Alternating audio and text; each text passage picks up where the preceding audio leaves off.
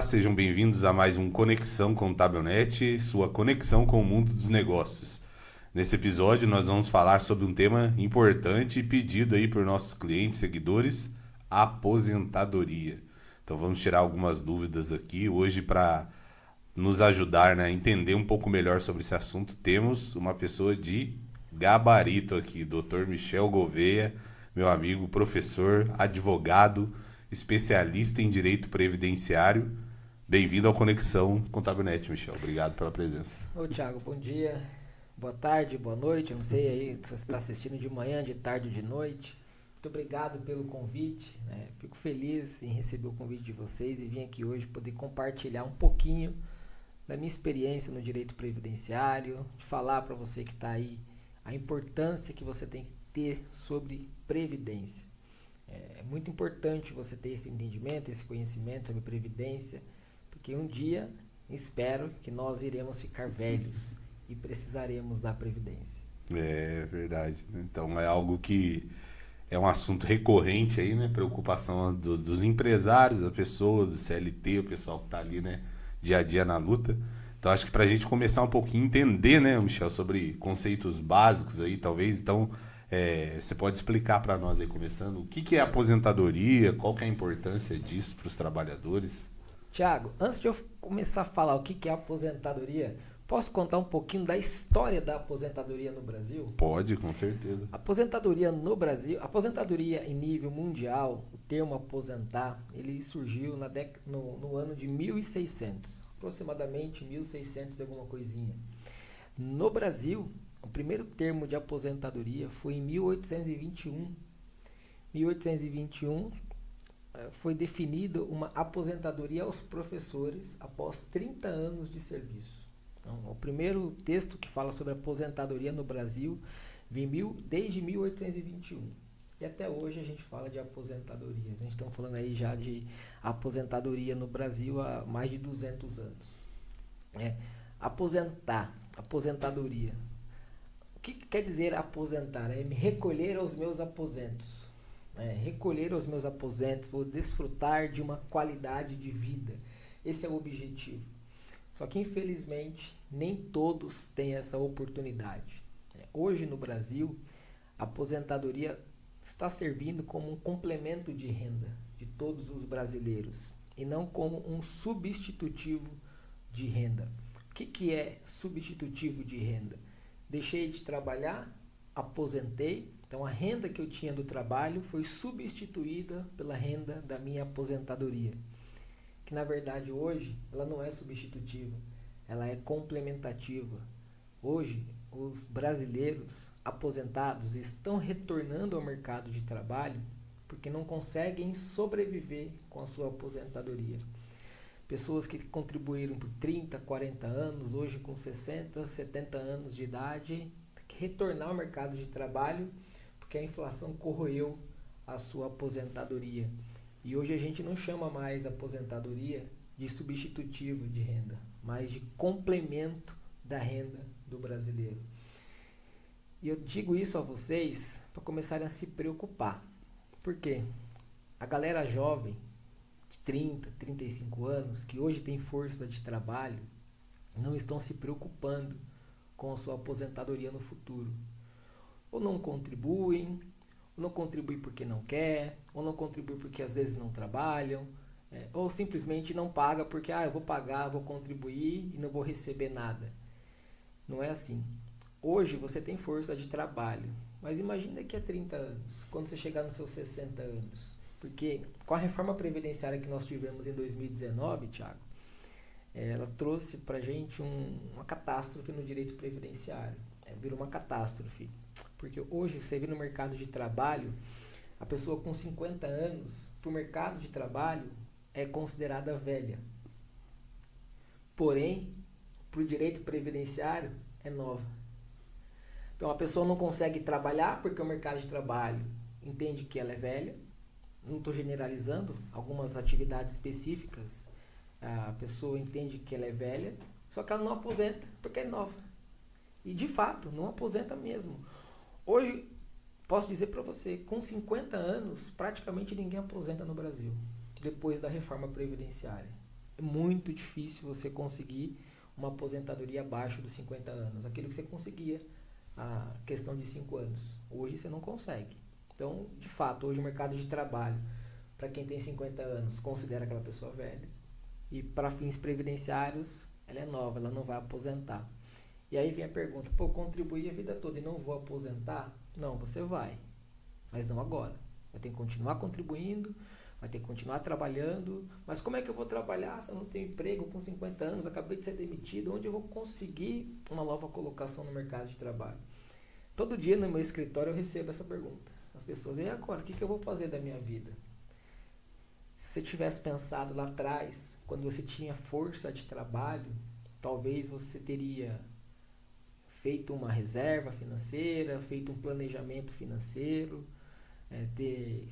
feito alguns investimentos e não só hoje contar com o INSS. Porque, Thiago, é uma coisa que as pessoas dizem, e eu achei até interessante isso, INSS, isso nunca será suficiente. Infelizmente, só que nós somos obrigados a contribuir. Então, a Previdência no Brasil, quando ela começou em 1821, ela tinha o objetivo de trazer um alento, trazer um descanso para as pessoas. 200 anos depois a gente vê que não é isso mais. Não é descanso, mas é para complementar a renda daquela pessoa que já está praticamente ali no final da vida. E acredito que isso muito tem a ver, assim, né? O pessoal, muitos questionamentos surgem justamente com relação ao sistema em si, né? Principalmente o aumento da idade, né? Do tempo de vida, né? Da população, né? Brasileira. E eu vejo muito o pessoal questionando sobre essa questão, justamente isso que você colocou até do termo aí da brincadeira, né? Que, mas não vai ser suficiente. Mas isso também não é suficiente para que você abandone, né? A contribuição e de forma displicente, né? Falar, já que não vai me servir não vai ser suficiente, eu não vou fazer nada também. Então, é preciso encontrar um equilíbrio, né? Como tudo na vida aí, né? Exatamente, até porque eu não pago o INSS porque eu quero. Eu pago porque a lei me obriga a pagar. Né? O termo bem claro que a lei diz é segurado obrigatório. A gente chama, a legislação previdenciária trata o trabalhador como segurado. Então, segurado obrigatório é aquele que exerce atividade remunerada lícita. Então, se o seu trabalho é uma atividade remunerada e essa atividade é lícita, você é segurado obrigatório. Se você é segurado obrigatório, você tem a obrigação de pagar. Se você não paga, você é um sonegador de contribuição previdenciária. Isso acontece muito. Hoje, depois da reforma previdenciária, muitas pessoas começaram a fazer planejamento previdenciário, que eu já deixo para vocês procurarem profissionais especializados, contadores, escritórios de contabilidade, principalmente advogados especialistas em previdenciário, para você procurar fazer o seu planejamento previdenciário. Porque no decorrer da nossa vida, Thiago, infortúnios acontecem. Então, fiquei por um tempo desempregado, deixei de contribuir. E esse período que eu fiquei sem contribuir, e agora que eu vou me aposentar? Não. Se você ficou desempregado e não contribuiu, esquece, não tem o que fazer. Infelizmente, não tem o que fazer. Só que tem o outro lado, a pessoa que trabalha e não contribui. E chega agora com 55, 60 anos, ele fala, nossa, é igual tatu. O tatu procura um buraco ali para ele poder entrar, se esconder. Então a pessoa procura um buraco que ele trabalhou e não pagou e fala, eu quero contribuir o tempo que eu fiquei lá atrás. Eu posso contribuir? A pergunta que eu sempre respondo, a resposta que eu dou sempre é depende. Se você prova que você trabalhou, se você conseguir comprovar que você trabalhou, você pode contribuir. Agora, se você não tiver prova, você não adianta você pagar o INSS porque você vai jogar dinheiro no lixo, não vai ser contado para nada. E as pessoas não acreditam nisso. Simplesmente porque eu vi lá na internet que eu posso entrar lá no site do INSS, imprimir a guia e pagar e está tudo certo. Não está tudo certo. Né? Porque para você pagar, tem um pressuposto do pagamento da contribuição previdenciária. Quando a gente fala de segurado, o pressuposto é o trabalho. Se eu trabalhei, eu sou segurado obrigatório. Se eu sou segurado obrigatório, eu tenho que pagar.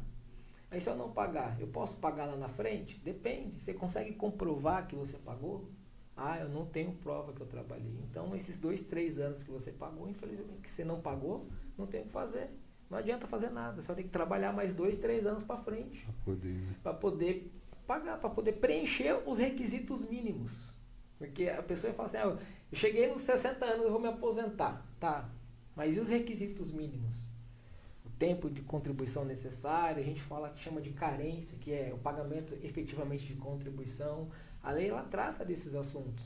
Se você não preencher esses requisitos, você não vai ter direito a esse tipo de benefício. Você pode ter outros benefícios, mas a aposentadoria em si, a lei exige o preenchimento de alguns requisitos. Hoje, por exemplo, com a reforma previdenciária, para quem entra no mercado, ou melhor, para quem entrou no mercado, Thiago, depois da reforma previdenciária, que foi no dia 13/11 de 2019, quem entrou no mercado de trabalho, quem começou a contribuir com o carnezinho, só vai aposentar quando chegar na idade.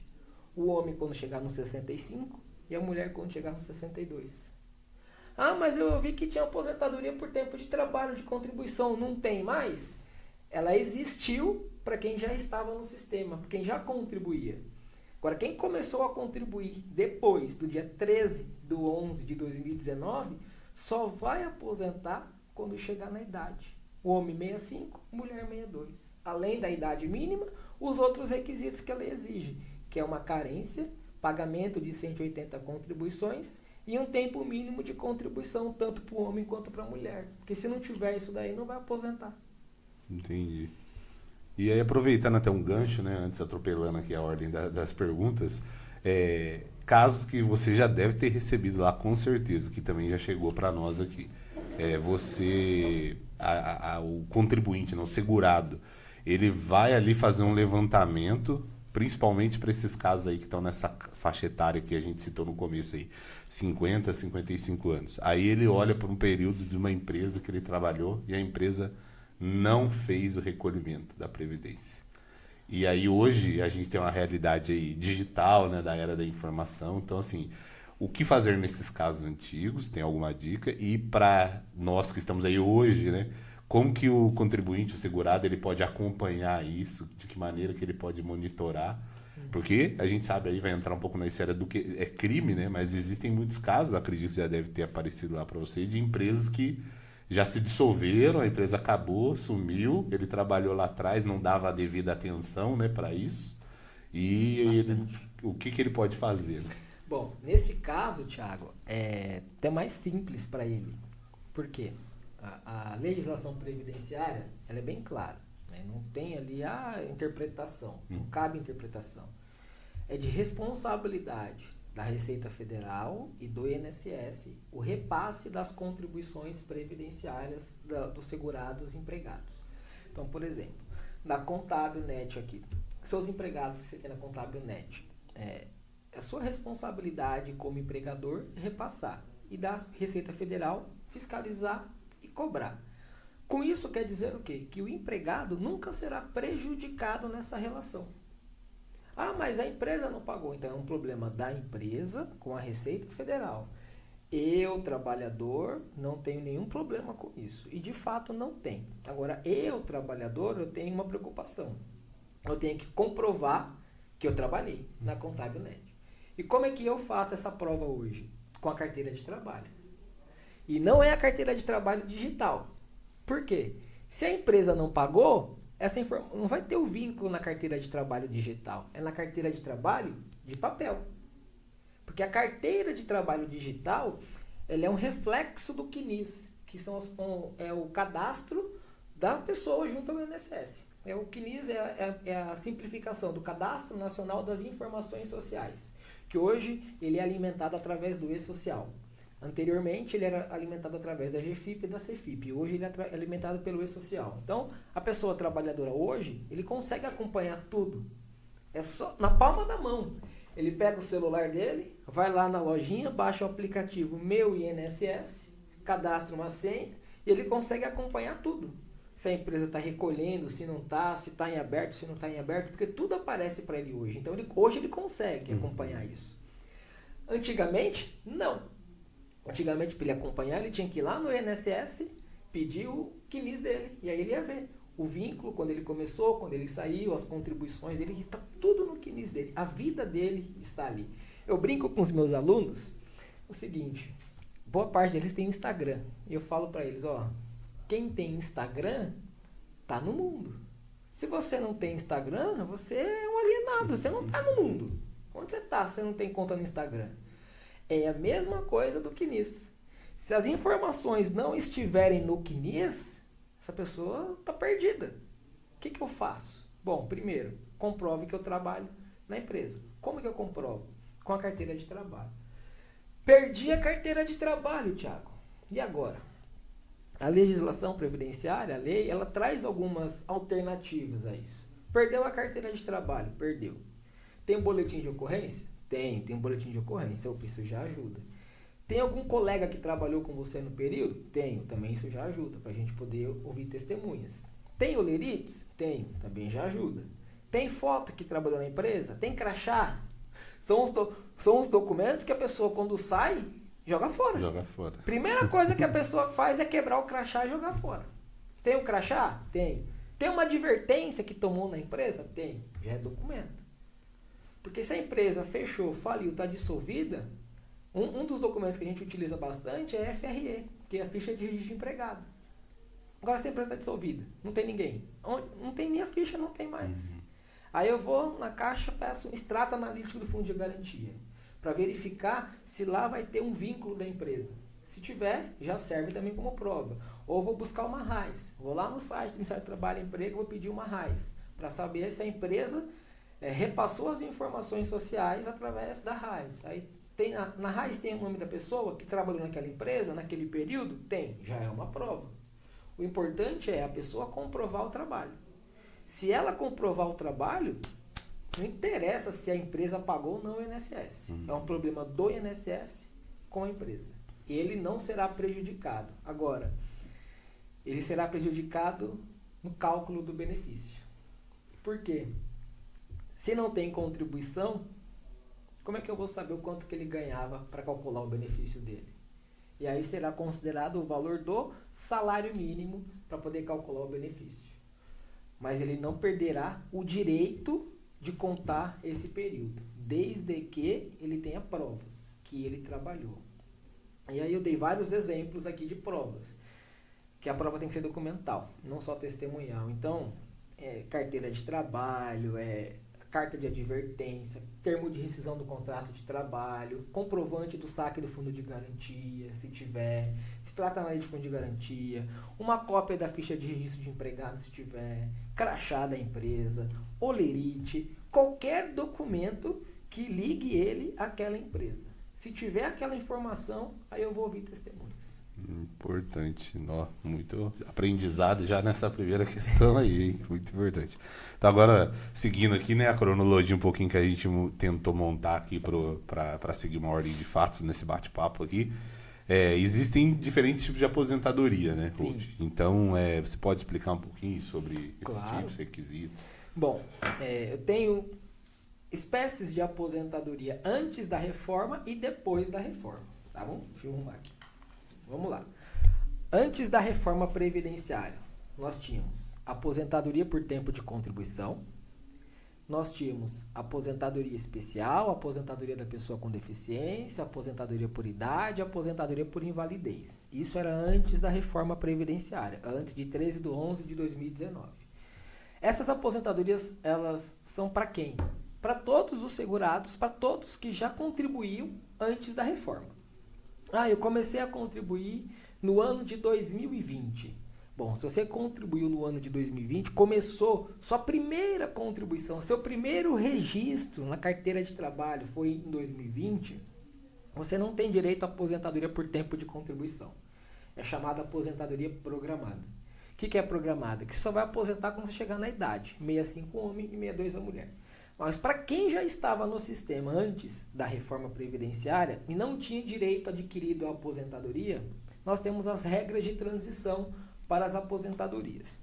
Vou explicar rapidamente as espécies de aposentadoria e as regras. Antes da reforma previdenciária, aposentadoria por tempo de contribuição. O que era exigido? 35 anos de contribuição do homem e 30 anos da mulher. Ponto. Isso antes da reforma previdenciária. Aposentadoria especial. A aposentadoria especial é devida para quem? A pessoas que trabalham em ambientes insalubres, com exposição a agentes prejudiciais à saúde. O que ela se daria aos 15, aos 20 ou aos 25 anos de trabalho. Quem tinha direito à aposentadoria especial aos 15 anos de trabalho? Mineiro de subsolo. 15 anos, aposentava e acabou. 20 anos de trabalho, o mineiro de superfície. Trabalhou 20 anos direto, aposentava, acabou.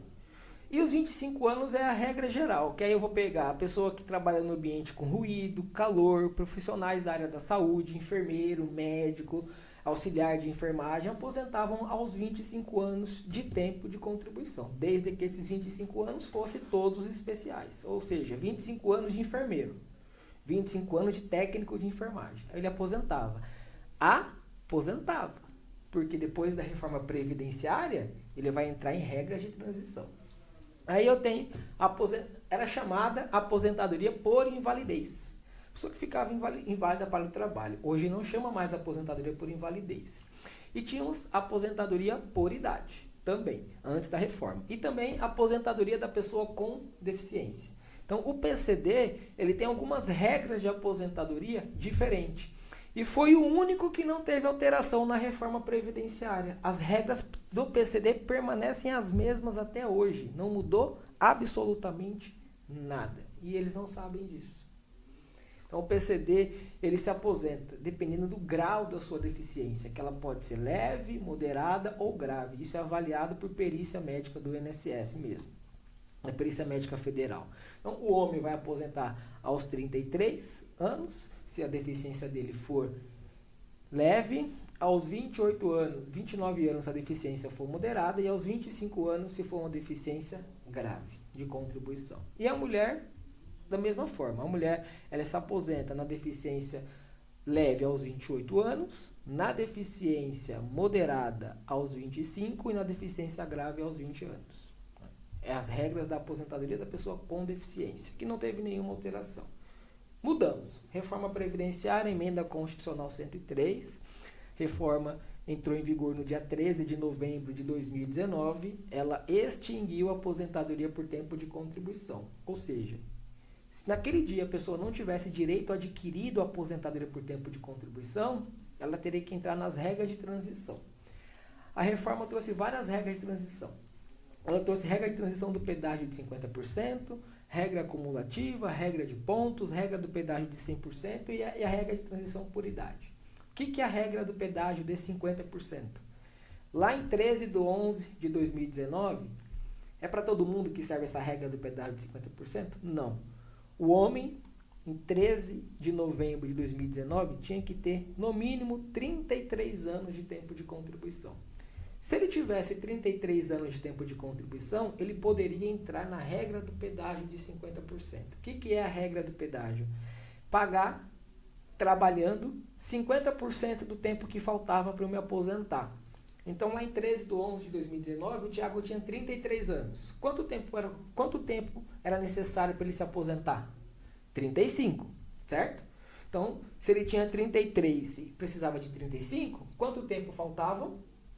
2 anos. Um pedágio de 50% do tempo que faltava, mais 1 ano. Ou seja, o Tiago teria que trabalhar 36 anos para poder se aposentar. E não era mais 35.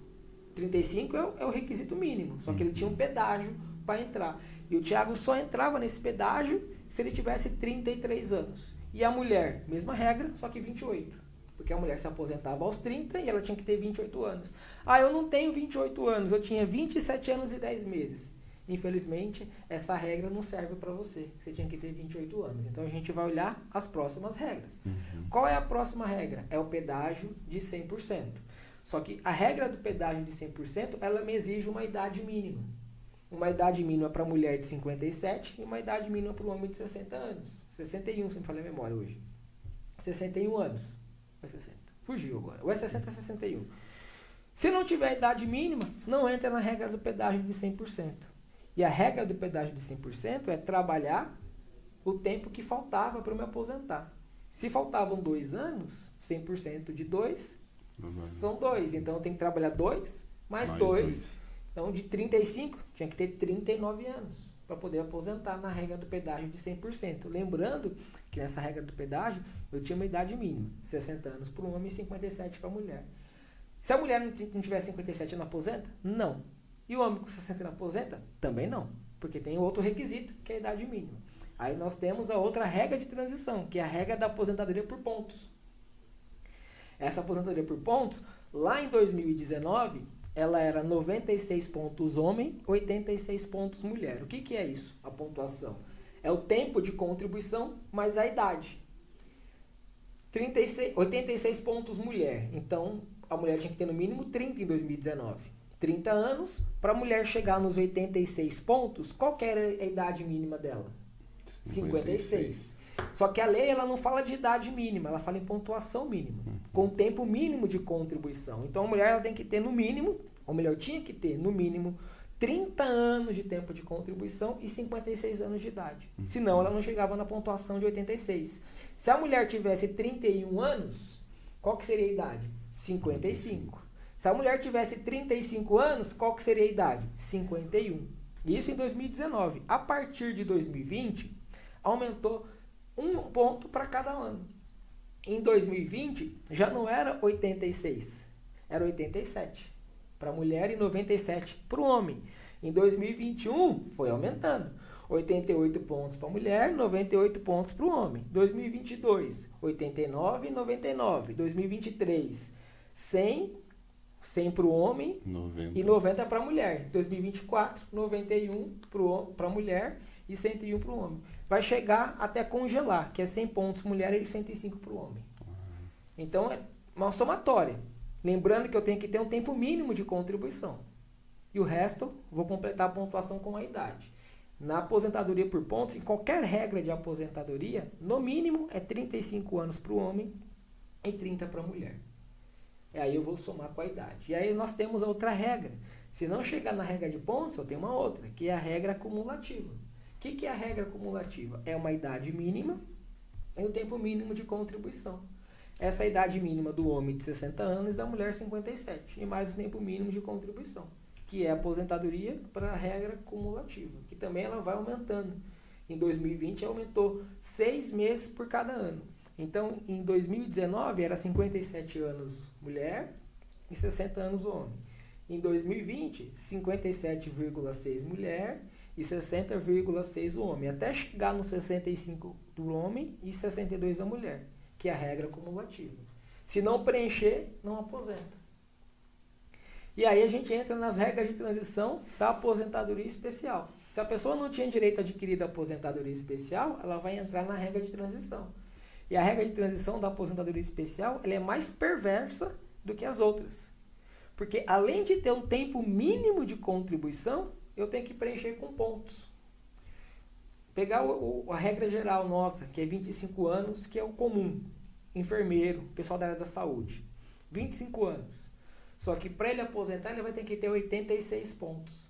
Aí eu vou pegar lá, 25 anos menos 86 pontos, qual que é a idade? 61. 61. Imagine uma pessoa que trabalha no hospital, um técnico de enfermagem ou uma técnica de enfermagem com 60 anos trabalhando ainda hoje.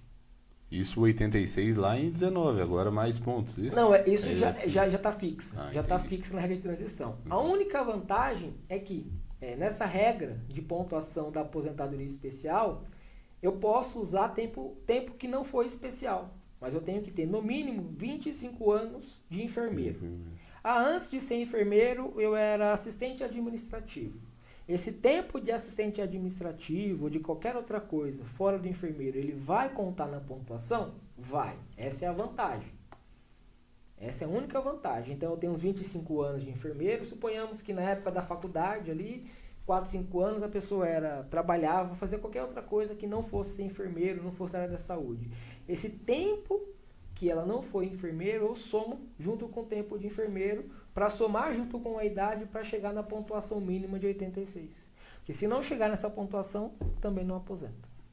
Uau, Então, bastante mudanças mesmo. Bastante. Né? E assim, hoje, as pessoas chegam e falam, pô, cara, eu fico até triste de falar pra pessoa assim, olha, você só vai se aposentar daqui a 5 anos, daqui a 7 anos. É uma pessoa com 55 anos. A pessoa tem 50 anos, tem 55. Eu falei, você não vai aposentar. Recentemente, eu estava fazendo um estudo previdenciário para um cliente, a gente chama de planejamento previdenciário. Ele tem 52 anos. Eu falei para ele, olha, infelizmente, você só vai aposentar quando chegar nos 60. Aí ele falou, sério? Eu falei, sério, não tem o que fazer. Não existe mágica aqui. Você não tinha um tempo mínimo antes da lei, e como mudou as regras, você vai ter que entrar numa regra de transição. E a única que se encaixa para você é essa daqui. É só quando você chegar nos 60. E aí eu falei, olha, você ainda está no lucro, porque tem gente que é só no 65. Infelizmente. E aí a gente volta lá no começo. Para o mercado de trabalho, a pessoa com 50 anos está velha. Para aposentar, está nova. E como ela sobrevive? E aí isso abre já o gancho, né? Ia fazer esse link mesmo com a questão aí da próxima pergunta sobre um planejamento, né, para aposentadoria. Então, com todas essas regras aí de transição, né, é essencial mesmo para a pessoa então garantir esse futuro tranquilo aí. Que conselhos, que dica que você daria aí para o pessoal relacionado a essa questão desse planejamento previdenciário? Olha, é essencial que você faça o seu planejamento previdenciário. É essencial. Não só o previdenciário, mas também um planejamento financeiro. É você entender a situação que você está hoje e o que você espera do futuro. Porque eu posso fazer, Thiago, um planejamento previdenciário hoje. Amanhã a lei mudar. E tudo aquilo que eu estudei para você hoje, amanhã não serve mais. Porque mudou. Infelizmente, no Brasil, existe uma insegurança jurídica com relação às normas previdenciárias. Porque não existe... Você só garante o direito se você tiver direito adquirido. Só se você preencheu todos os requisitos antes da alteração da lei. Se você não preencheu, a gente chama no mundo jurídico de expectativa de direito. E no direito previdenciário, o direito expectado, que é a sua expectativa, ele não tem garantia nenhuma. Você só tem garantia se você preencher todos os requisitos antes da alteração da lei. Então é muito importante que as pessoas procurem profissionais para fazer um planejamento previdenciário, para você fazer um planejamento financeiro. Isso é muito importante. Porque hoje você tem força de trabalho com 30, 40 anos. E daqui a 20 anos, você vai ter força de trabalho? Ou melhor, o seu trabalho vai existir? Eu falo para os meus amigos que são bancários. Eu falo, olha, vocês ficam arrumando greve nos bancos, o banco cada dia sim e outro também, investe em inteligência artificial. Quanto mais o tempo passa, menos o banco precisa de mão de obra humana. Que as pessoas não se ligaram nisso aí ainda. Você vai na agência bancária, não tem caixa. Praticamente hoje não tem caixa. É uma pessoa para resolver ali, vai no caixa eletrônico, resolve pelo celular. Antigamente, tudo você ia no banco. Aí eu converso com os meus amigos que são bancários. Gente, cuidado com o sindicato de vocês aí, porque eles estão apertando o banco está investindo em inteligência artificial. Daqui a alguns anos, a sua profissão vai deixar de existir. Como várias já deixaram de existir. Você vai ao mercado hoje. É um caixa e 10 atendimento automático. É 10. São profissões que estão deixando de existir. Dando a inteligência artificial, a automação, está roubando de fato ali o emprego das pessoas. Então hoje a pessoa faz uma atividade, tem uma profissão, mas será que essa sua profissão ela vai existir no futuro? Esse seu trabalho ele vai existir? Então eu tenho que pensar nisso. E as pessoas falam, se eu pensar no futuro, eu não vivo o presente. Não, vive o presente sim, mas saiba que amanhã as coisas podem ser diferentes. Então, dentro do direito previdenciário, se você trabalha, você tem que pagar. Você é obrigado, não tem onde escapar. Agora, eu não vou contribuir porque eu não trabalho, eu sou um herdeiro, eu vivo dos aluguéis aqui que eu herdei. Mas mesmo assim, faça um planejamento financeiro. Então, faça alguns investimentos para você ter um retorno. Mas eu já tenho aqui os imóveis. Eu sei, mas da mesma forma que hoje você tem um rendimento dos imóveis, o imóvel dá despesa.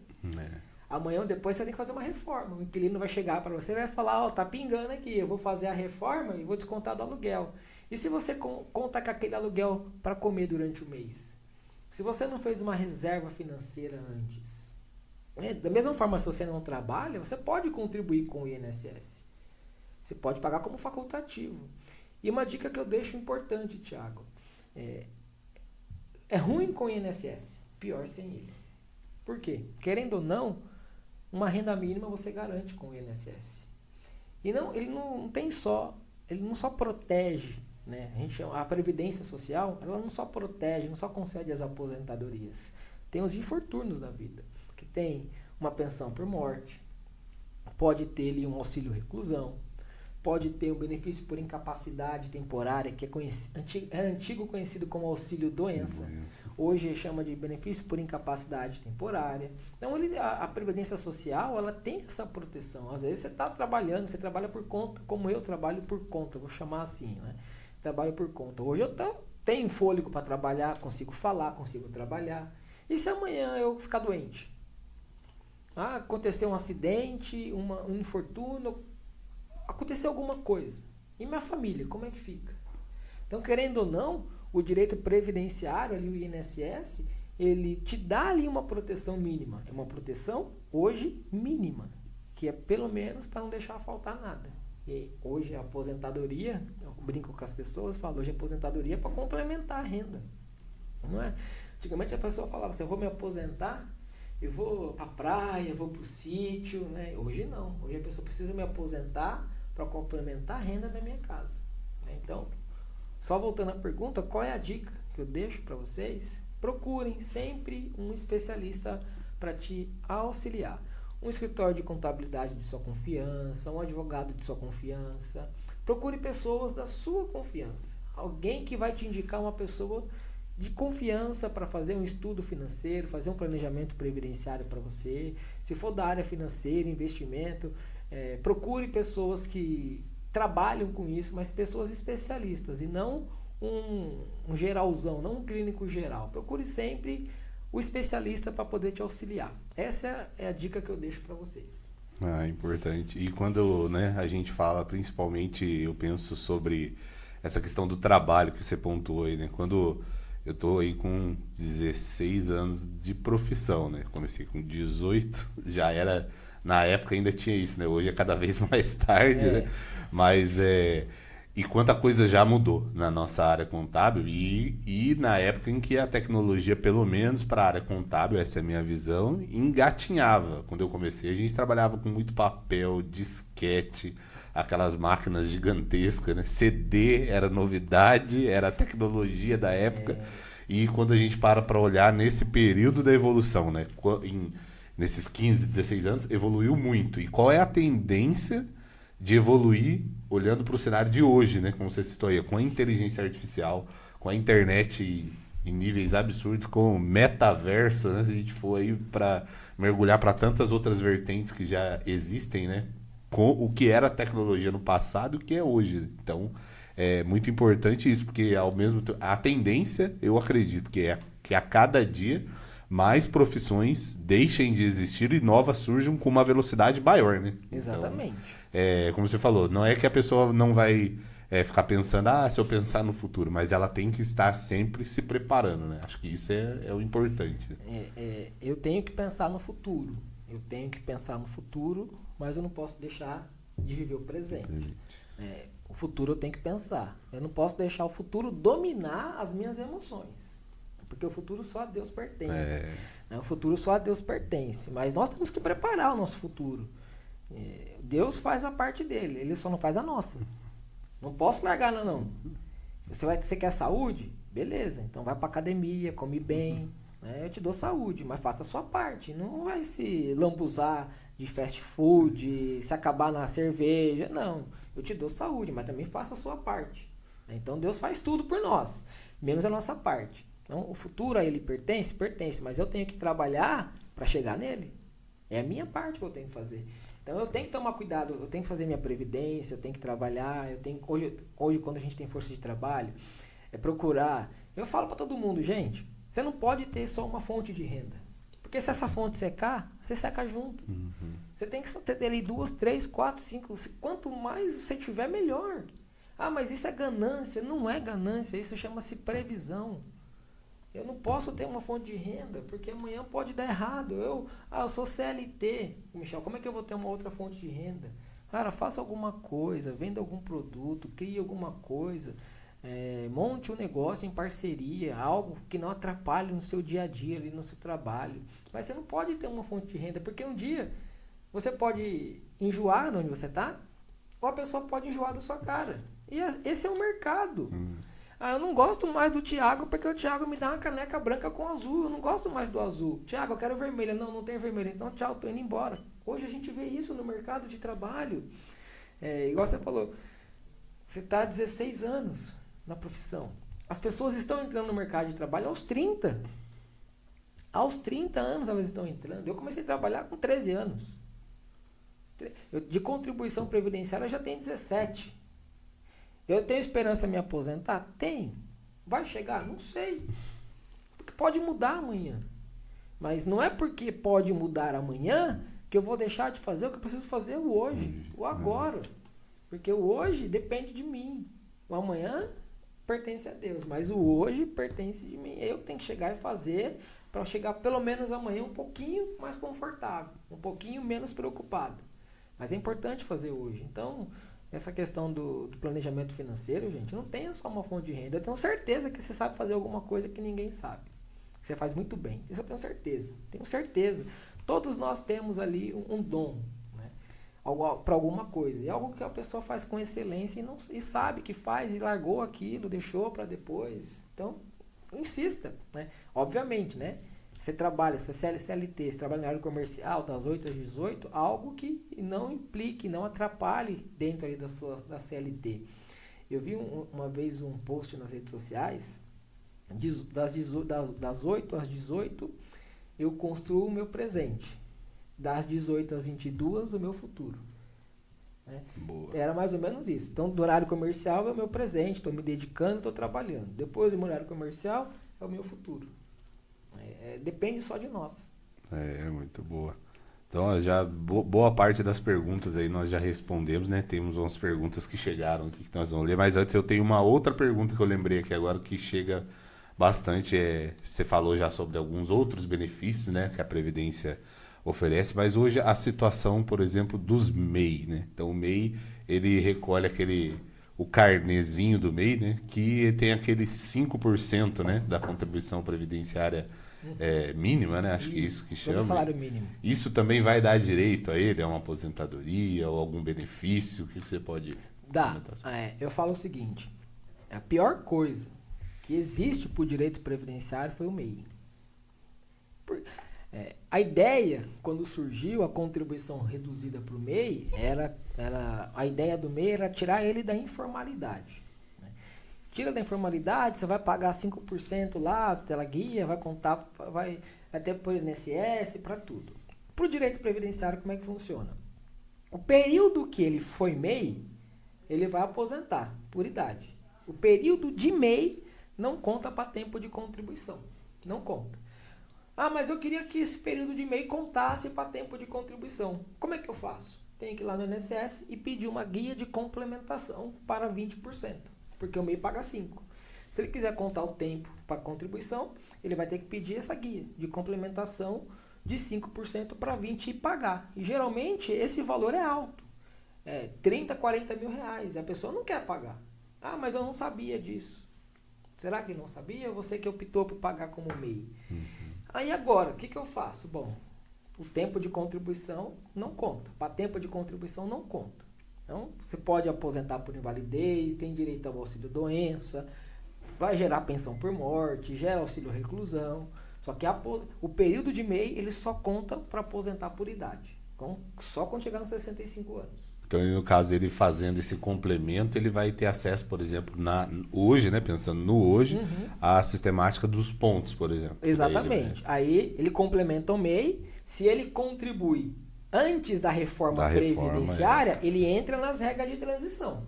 Agora, se ele passou a contribuir agora, primeira contribuição dele, Thiago, não importa se é MEI, se é CLT, não importa. A primeira contribuição na vida dele foi depois da reforma previdenciária, ele já não aposenta por tempo de contribuição. Não aposenta. Aí se está como MEI, fica como MEI até aposentar mesmo, porque não vai ter diferença nenhuma. Né? Então, não surge. Agora, se ele quer contar como tempo de contribuição, que é para entrar em alguma das regras de transição, aí ele vai lá e complementa. Certo. Ele vai lá e complementa e aí está tudo certinho. Uma pergunta de MEI que sempre me fazem. Né? Fiquei sem pagar o MEI. Fiquei sem pagar o MEI. Acontece pouco. Acontece pouco. É por isso que eu falo que esse negócio de MEI, cara, é complicado. Fiquei sem pagar o MEI. Não paguei, eu sou MEI desde 2015. O ano de 2018 e 2019 eu não paguei, voltei a pagar em 2020. Eu quero pagar 2018 e 2019. Dá para pagar? A resposta que eu falo é depende. Você comprova que você trabalhou nesses 2 anos? Se você comprovar que você trabalhou, você pode pagar. Agora, se você não comprovar trabalho, não adianta pagar porque o INSS não vai reconhecer. Ah, mas agora eu paguei. O que eu faço? Se tiver dentro dos últimos 5 anos, você pede restituição, porque senão não cabe nem pedir restituição. Por exemplo, nós estamos em 2024. Aí a pessoa não trabalhou o ano de 2017, foi lá em 2018, pediu para o INSS, que pediu para o INSS? Ela mesma gerou as guias de 2018 e pagou o atrasado de 2017. Aí ela descobre em 2024 que aquele atrasado o INSS não vai considerar, porque ela não comprovou trabalho. Se não comprovou trabalho, o INSS não vai considerar. Porque é o que está na lei. Tem que comprovar trabalho. Ah, não considerei. Beleza. Posso pedir restituição? Não, já prescreveu. Perdeu o dinheiro. Perdeu o dinheiro. E a pessoa não sabe disso. Então, é igual o autônomo. Né? Você deve ter problema. Eu acredito que você não deve ter esse tipo de problema. Isso só acontece na Suíça. Aqui no Brasil não acontece. Não, esse aqui você não tem. A pessoa que é dona da empresa não quer tirar prolabore para não ter contribuição previdenciária. Ah, não, vou ter prolabore não, faço distribuição de lucro, não tem prolabore. Se não tem prolabore, não tem contribuição previdenciária. Aí depois ela chega, na época de aposentar, fala, e agora, o que eu vou fazer? Ah, eu vou retificar o E-Social, vou retificar a GFIP para incluir você na folha de pagamento, para poder gerar guia e pagar. Jogou dinheiro fora. Não vai contar para fins previdenciários. Não conta. Por que joga dinheiro fora? Porque o INSS vai falar o seguinte, você está falando para mim aqui que se você pagou a contribuição em determinado período, do ano de 2019. Tá bom. Comprova que trabalhou. Como assim? Eu sou o dono da empresa, como que eu comprovo? Comprova que você trabalhou. Não é porque você é o dono. Exatamente. Prova que você trabalhou para mim. E aí como é que eu provo? Tem algum contrato de trabalho que você assinou com um funcionário, as guias o TRCT que você assinou, contrato com o fornecedor, tem alguma coisa que você assinou? Não, quem fazia isso era o outro sócio. Então você não está comprovando que está trabalhando. Mas eu sou o dono, trabalhava, chegava lá, virava à noite. Eu falei, eu não acho que você está mentindo não, eu acho que é isso mesmo. Você virava à noite, sábado, domingo, feriado, trabalhando, só que você não tem prova. Prova documental, né? Você não tem prova documental nenhuma. Ah, mas e agora? E agora você paga mais um ano daqui para frente, porque aquele lá já era. Esse é um ponto de atenção que a gente sempre traz para os clientes aqui, para os empresários, com relação ao Prolabore, porque envolve até outras questões da distribuição de lucro isenta e tantas outras vertentes relacionadas a isso, né? E aí você me fez lembrar de uma questão também que chega bastante para a gente. O cara tem ali uma empresa, trabalha, recolhe o Prolabore sobre um salário mínimo, não fez nenhum tipo de estudo ou planejamento, aí ele chega e diz, acho que eu tô perto de me aposentar. E agora eu quero recolher o teto. Tem essa mágica aí? Tem. Ele pode pagar o teto. O prolabore dele vai ser o teto? Vai, até aí não tem nenhum problema. Só que o cálculo do benefício dele não leva em consideração só o que ele está pagando no teto. A regra de cálculo hoje é de 100% de todas as contribuições de julho de 94 até hoje. Então, de julho de 94 até hoje, a gente está falando o quê? 300 meses, vamos supor, tá bom? Desses 300 meses, 280 ele pagou no salário mínimo e 20 no teto. Eu vou somar tudo e vou dividir por 300, vou fazer uma média. Vai ficar ali um pouquinho maior que salário mínimo. Não tem problema. Esse é o grande problema. A pessoa fala, nossa, eu não consigo aumentar as contribuições anteriores. Não. Cara, você até consegue, mas você vai ter um baita de um problema, porque aí você está assumindo que você sonegou. Então você pode responder um processo criminal por sonegação fiscal. Né? Sonegação de contribuição previdenciária é crime. Então você pode sofrer disso. Além disso, você pode ter outras implicações. Você quer fazer isso? Pode. Você vai ter que pagar toda a diferença. Você pagou o salário mínimo, agora você quer teto. Então é juros, correção monetária, toda a diferença. E outra, você ainda pode sofrer um processo criminal.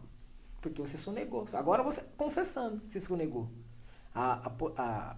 a Receita Federal está tomando conhecimento hoje que você foi um sonegador. Então ela vai te cobrar, você vai ter que pagar, e ela pode mandar isso aí para o Ministério, para a delegacia, para a Deleprev, né, que tem a Delegacia da Polícia Federal Previdenciária, que investiga os crimes previdenciários, e vai mandar para a Deleprev, instaurar um inquérito de sonegação de contribuição previdenciária. Você quer passar por isso tudo? E hoje, então, né, com a questão da tecnologia aí que a gente já apontou, os cruzamentos, né, cada vez mais importante, você me fez lembrar, até já vi muitos casos, a pessoa fala assim, eu quero comprar um imóvel, aí o corretor disse que é para mim ir lá e declarar um valor lá no imposto de renda, como renda. E a gente já teve casos aqui, passou um período, a Previdência vem o quê? Sabe essa renda, receita já toda interligada que você declarou? Cadê a contribuição previdenciária sobre esse valor? Porque simplesmente vai lá e declara uma renda lá para poder financiar o imóvel, conseguir um crédito. Então, pontos de atenção é importante. Isso que você falou, uma vez eu estava fui contratada para poder fazer um parecer para um rapaz, né? Era exatamente assim. Declaração do imposto de renda dele, Thiago, de janeiro a dezembro, 10, 15, 20 mil, sabe, assim, bem bonitinho, tranquilo. Contribuição previdenciária, só salário mínimo, salário mínimo, salário mínimo, salário mínimo, salário mínimo, salário mínimo, só salário mínimo.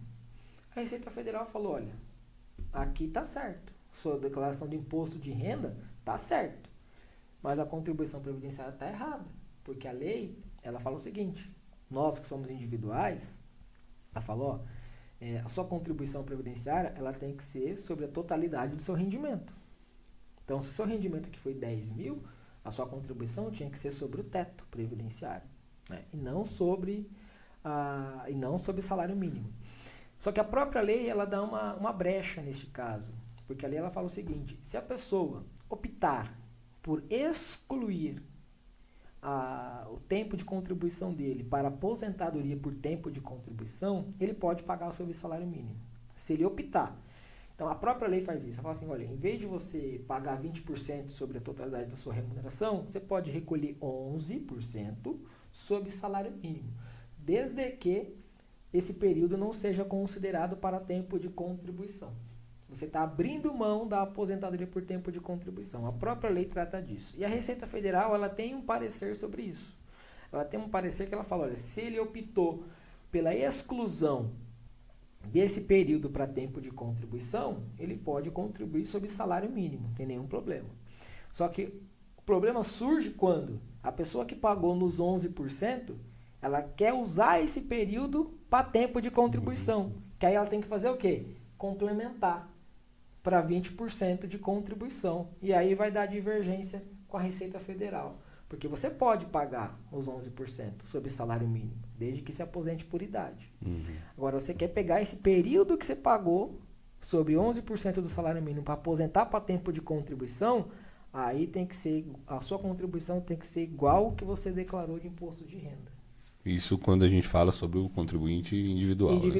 Individual. É a pessoa que paga o carnezinho. Não é o prolabore nem nada. É a pessoa que paga o carnezinho, que não tem vínculo com o CNPJ nenhum. Ele mesmo pega o carnezinho dele e vai lá e vai recolher. Tá certo. Então agora aqui, aproveitando para a gente finalizar aí algumas perguntas que chegaram aqui para nós. Essa é uma pergunta que eu também já ouvi bastante aqui, ó. Atenção. Uma pessoa que se aposenta por tempo de contribuição e fica sujeita ao pedágio. O valor da aposentadoria fica menor até que atinja a idade mínima? Não, aposentou. Não tem mais aquela questão de... Eu vi o termo, não sei se era o correto usado aí, é reaposentar. Né? Nós tínhamos a tese da desaposentação. Isso, desaposentar, isso. Que a pessoa, ela aposentou e continuou trabalhando. Aí era uma tese que existia, só que ela, aposentada, continua trabalhando, ela é obrigada a contribuir para o INSS. Não tem jeito, ela é obrigada a contribuir, porque a lei manda contribuir. E aí, vou contribuir para quê? Para nada, porque não volta para você isso. Não volta. Antigamente existia o pecúlio, antes de 95 existia o pecúlio. A pessoa aposentava e continuava trabalhando, então ela tinha um pecúlio que era restituir aquilo de volta. E depois não teve mais o pecúlio foi extinto em 95. E aí surgiu a tese da desaposentação, que era o cancelar a aposentadoria atual e pegar essas novas contribuições e recalcular a aposentadoria novamente. Então, assim, hoje a pessoa aposentou. É aquilo ali, né? É aquilo ali. Mas eu aposentei com 2.000 só. Cara, o ano que vem ele vai ser reajustado pela inflação e assim vai. É esse valor para sempre. Não tem mais, então, essa questão de... Não. Ou individualmente, ou com o meu trabalho, eu estou recolhendo o teto ali, vou pedir o mínimo para garantir como você falou, né? Um complemento aqui, depois eu vou pedir o cálculo. As regras é até o dia que você pede a aposentadoria. Você pediu, foi concedido, ela é irrenunciável. Tá aposentado, e acabou. É igual pra gente, nós somos cristãos, o casamento. Casou, acabou. Aquilo ali já era. Conheceu, casou, agora você atura ou surta e tá tudo certo. Não tem. É igual aposentou, acabou. É aquilo ali. Não tem discussão. A próxima, que acho que a gente já falou um pouquinho sobre isso, mas como verificar um extrato do CNIS confiável, visto que o extrato da CTPS digital não condiz com a realidade, especialmente em relação a vínculos antigos? Então, na CTPS digital, ela é um espelho do CNIS. O que está na CTPS é o que está no CNIS. Então, por isso que eu falei, a CTPS digital, ela não serve. Ela não serve. Porque é o que está no CNIS é o que está na CTPS digital. Para confiar, você tem que pegar a carteira de trabalho e comparar com o CNIS. Geralmente, Thiago, acontece muito isso. A pessoa começou a trabalhar dia 1º. Aí a empresa vai lá e registra dia 10. Isso é normal acontecer. Era normal, porque hoje já tem multa pelo E-Social, né? Hoje você registrou... Aí, para a empresa não pagar a multa, o que ela coloca? Dia 10, como estivesse começando a trabalhar agora.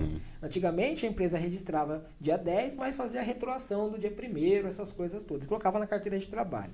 Só que na hora de transmitir as informações, antigamente, pela CEFIP e a GFIP, esquecia da data e colocava a data do registro mesmo, estava tudo certo. E aí nunca vai bater certinho o CNIS com o período exato que a pessoa trabalhou. Porque se eu entrei dia 1º, você vai pegar a carteira de trabalho, a de papel, vai estar lá, dia 1º. Aí no CNIS, dia 10. Está errado, é dia 1º. Como é que eu corrijo isso? Apresentando para o INSS a carteira de trabalho de papel. Então, não dá para confiar na carteira digital 100%, porque ela é um espelho do CNIS. Porque hoje tudo é alimentado pelo E-Social. A partir do momento que você faz a transmissão das informações pelo E-Social, ele já alimenta o CNIS, alimenta a carteira digital, alimenta o fundo de garantia. É uma coisa só. É uma única fonte de informação. Antigamente a gente tinha o E-Social, antes do E-Social, né? Você tinha a GFIP, a CEFIP, outras formas de ARRAIS, o CAGED, você tinha outras formas também de alimentar essas informações. Então, a única forma hoje, a forma confiável de você ter acesso às suas informações não é a carteira digital, é o aplicativo do Meu INSS. Então, dentro do aplicativo do Meu INSS, você vai ter lá extrato de contribuições, entre parênteses, CNIS. É ali que tem informação de quando você entrou, quando você saiu e o quanto você recebe de salário. Tanto é que o CNIS ele traz as remunerações e não a contribuição. Porque a nossa contribuição, geralmente, ela é limitada no teto. Então, se a pessoa ganha 15, 20 mil reais de salário por mês, a contribuição dela é limitada no teto, 7.800, alguma coisinha hoje. Então, ela vai pagar 14% sobre... 14? 14% sobre o teto hoje. Que tem escalonado, né? Mas via de regra, no total vai dar 14% sobre o teto. No CNIS dela, é para ter o quanto ela ganha, o quanto está no Lerite. Meu Lerite é 10 mil. Lá no CNIS dela, tem que estar 10 mil. Ah, mas está salário mínimo. Então, a empresa está sonegando. A empresa está sonegando. Porque ela está fazendo uma retenção no seu Lerite. Você pode pegar, está lá o Lerite X, né? Base para fins previdenciários, os 10 mil. E aí a empresa manda a informação pelo E-Social de que seu salário seria salário mínimo. Então aí está tudo errado. Contribuição previdenciária está errada, fundo de garantia está errado, porque hoje é tudo uma coisa só. Uma coisa só. Então por isso que amarraram no E-Social, porque antigamente você conseguia fazer uma informação para fundo de garantia, outra informação previdenciária, você dava para fazer essas manobras. Hoje não dá mais. Mas se tiver errado, é porque tenha certeza que tem algo errado. Se não está no CNIS, E tem algo errado. E aí tem que ir lá no RH da empresa, olha, o que está acontecendo, a informação aqui no meu CNIS está divergente. Dependendo do relacionamento que tiver com o empregador, né? Pode ser algum erro de comunicação, alguma coisa, mas carteira de trabalho digital não é 100% confiável. O que é confiável é o CNIS. Verdade. Aí acho que você já falou um pouco aqui, mas deve ter alguma coisa, acredito, né? Quais os benefícios pro aposentado que continua a contribuir? Nenhum. Sabe por quê? A lei fala o seguinte, que o aposentado que volta a contribuir, ele é segurado obrigatório e não terá direito a nenhum tipo de benefício. Nada, salvo salário e família. Nenhum. Então, se ele tiver um auxílio doença, Se ele ficar por ele doente, estar aposentado... não vai ter direito ao auxílio doença. Por que ele não vai ter? Porque ele já é aposentado.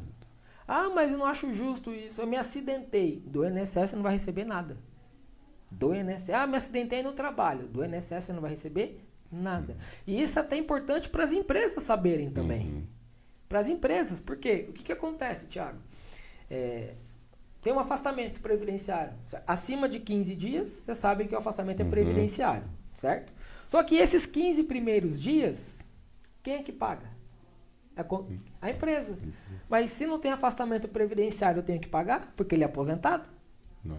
As empresas também têm que levantar essa lebre e ficarem atentas a isso. Tem muita empresa que paga contribuição previdenciária que não deveria estar pagando. Muita empresa. Porque a empresa está pagando, ela paga. Né? No caso de afastamento, a empresa ela se subroga na obrigação do INSS e ela paga os 15 primeiros dias ali como afastamento normal. Aí a pessoa se afasta. Se afasta porque o médico dela foi lá e deu um atestado. Afastamento 30 dias. A empresa é obrigada a manter ele na folha de pagamento só os 15 primeiros dias. Acima disso, é problema dele com o INSS, não mais da empresa. A empresa não tem que pagar? Não, nada. E tem empresa que paga. E não só o desconto, tanto a cota patronal. Exatamente. Né? E tem a cota patronal. Então a empresa não tem por que pagar isso daí. Porque ele está aposentado. Se ele está aposentado, ele não vai ter direito a benefício. Não tem entre aspas, não tem afastamento previdenciário porque ele já é aposentado. Então as empresas também têm que se atentar a isso. Tem muita empresa, a gente prestava muito consultoria para empresa na área previdenciária. Eles negligenciavam o controle dos afastados. A empresa não sabia quem estava afastado. Não sabia. Eu não sei. Eu tenho aqui uma pessoa que foi afastada. E quando vai descobrir, aquele afastamento, o INSS já deu alta para o cara há 1 ano, 2 anos. E está lá pendurado na empresa. Pendurado, mas ele está fora da folha de pagamento. Tá? Mas se você precisar encerrar, você não consegue. Porque você tem aquela pessoa ali que teve uma alta do INSS e não voltou para o trabalho. E isso gera impacto para a empresa. Gera muito impacto nas empresas também, quando a pessoa tem 2 empregos. É comum profissionais da área da saúde, vigilantes, porteiros, professores. A gente estava defendendo uma vez uma empresa, ele era vigilante, essa pessoa. Ele trabalhava 12 por 36, então um dia estava numa empresa, no outro dia estava na outra. Num dia estava numa, então ele nunca folgava, né? Porque ele trabalhava tudo. Só que ele sofreu um acidente de trabalho. Ele sofreu um acidente de trabalho na empresa B, não na empresa A. O INSS veio cobrando da empresa A a majoração do FAP. Porque esse cara saiu no benefício acidentário. Só que ele se acidentou na empresa B. E o INSS botou na conta da empresa A esse benefício acidentário e majorou o FAP da empresa. E aí foi quando nós defendemos a empresa, fizemos uma impugnação ao FAP atribuído, falando, olha, o acidente de trabalho não foi aqui na empresa, foi na empresa B. Só que o INSS, ele não está nem aí. Ele aumenta as alíquotas do FAP das empresas, e as empresas que são grandes, elas sabem disso. Então ficam atentas e contratam assessorias para poder verificar isso, contratam escritório de contabilidade para verificar essa questão do FAP.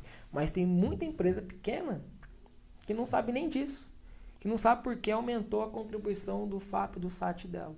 Porque benefícios que foram de natureza acidentária. Só que será que realmente foi acidente de trabalho? Será que o cara não se machucou jogando bola no final de semana, Thiago? E aí na segunda-feira ele chegou lá, pediu um atestado, ele foi lá e passou no médico, aí foi pro INSS, o INSS afastou ele de benefício acidentário e joga conta na empresa? Porque um benefício acidentário gera estabilidade, a empresa tem que ficar depositando fundo de garantia, porque tem estabilidade. Só que não foi a empresa que deu causa ao acidente. Foi ele mesmo. E as empresas não investigam isso. Simplesmente chega ali, né, o fator ali e aplica na folha de pagamento sem fazer uma análise ali, né?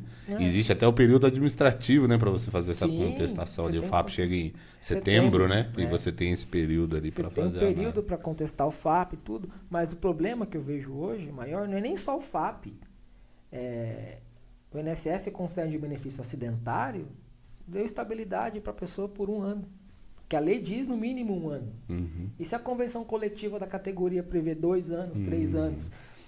Eu lembro que uma época aqui no Vale, a convenção dos metalúrgicos previa a estabilidade até a aposentadoria.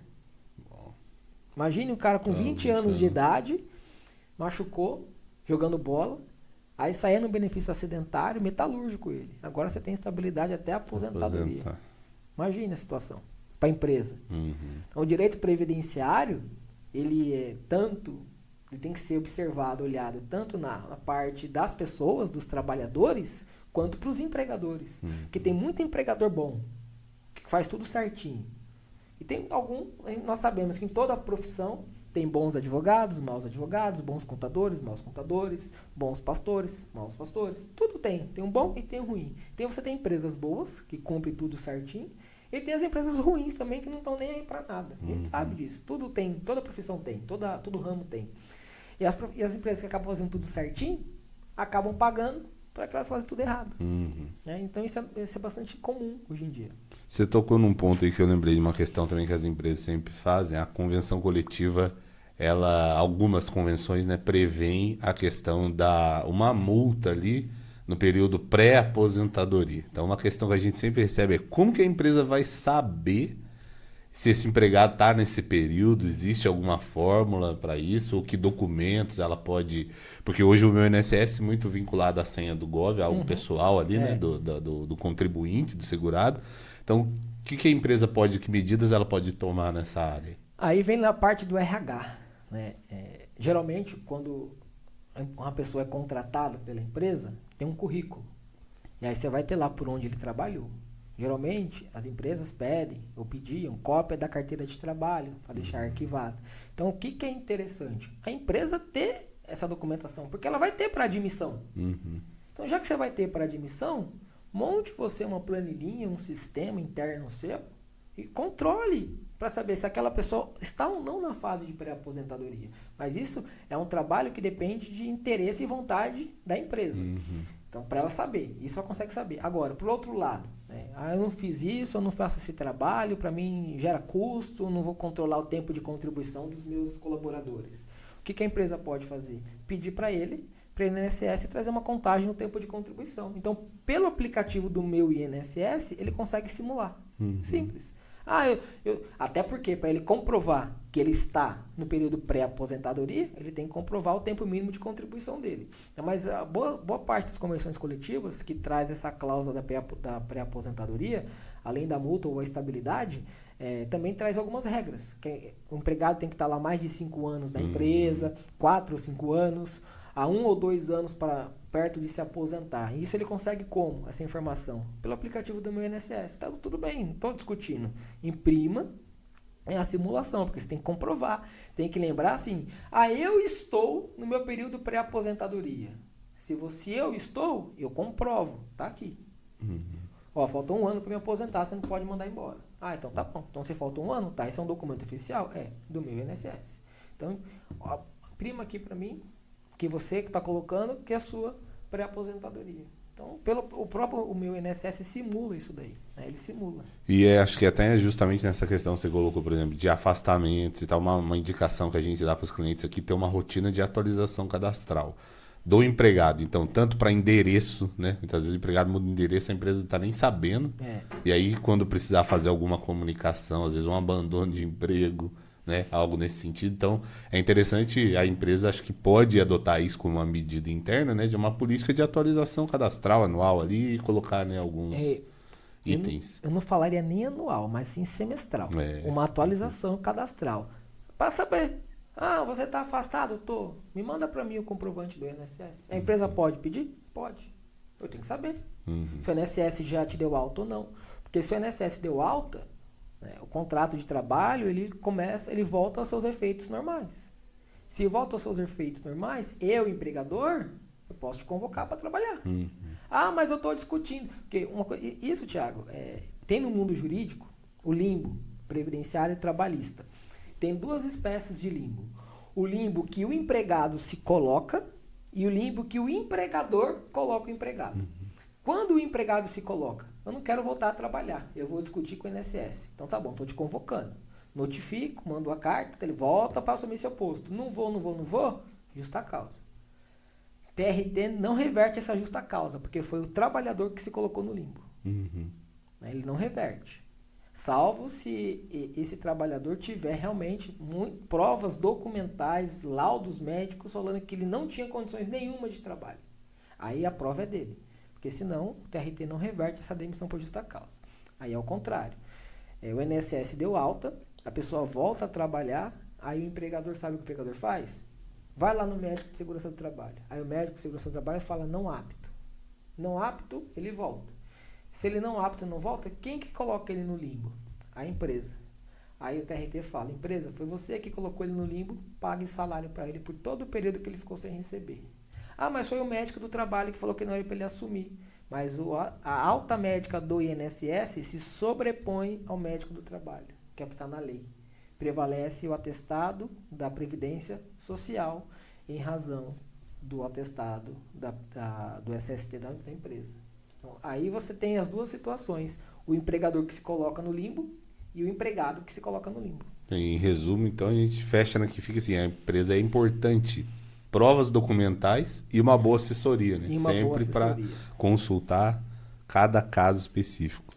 Temos mais duas aqui, Michel, para a gente encerrar. Essa eu também achei interessante, não pensei nisso ainda.